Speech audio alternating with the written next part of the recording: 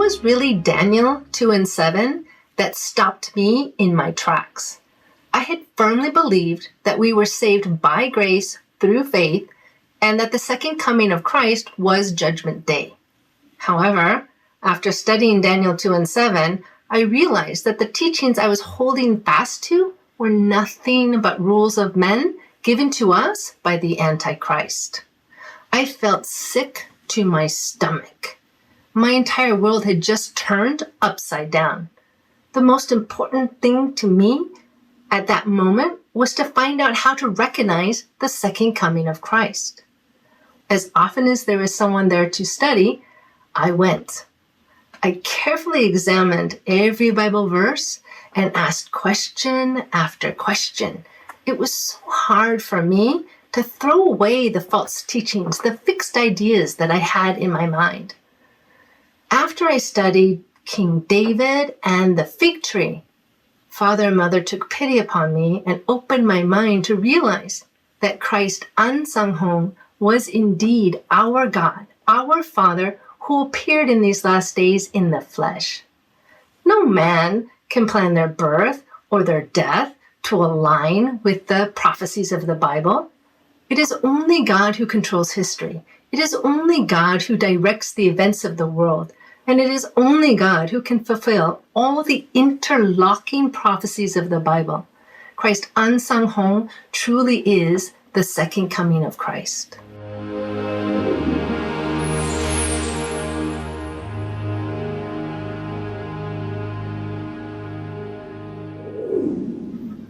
After knowing without any doubt that Christ Ansang Hong is our God, the second coming Christ, I began to read the truth books. I wanted to know every word that our Father came to deliver to us. The words of the Bible that previously didn't make sense to me now clearly showed the way to eternal life. I was so thankful to those who had preached to me, to those who had so patiently studied with me, that I wanted to give the same love and kindness to others. I had never wanted to be a Bible teacher before, but now I did. So I prayed for wisdom and began to diligently study. Of course, I first shared the good news with my loved ones. I had previously surrounded myself with Sunday pastors, Sunday missionaries, Sunday churchgoers. I myself had been a leader in the Sunday church, which I had attended for many years. As I began to disentangle myself from the world of Sunday worship, naturally, I had the opportunity to explain to them why I was leaving the Sunday church and to preach to them, beginning with the pastors. As you might imagine, my sword got very sharp very quickly. There were those in the church that I believed truly loved God and would receive the truth wholeheartedly.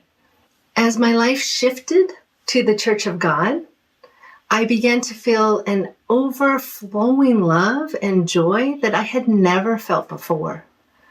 It is such a blessing to be surrounded by brothers and sisters who are filling Zion with joy and thanksgiving and who have the hope for the kingdom of heaven.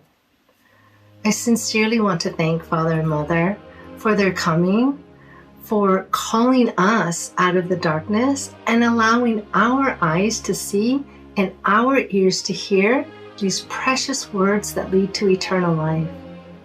Father and Mother, you're our everything.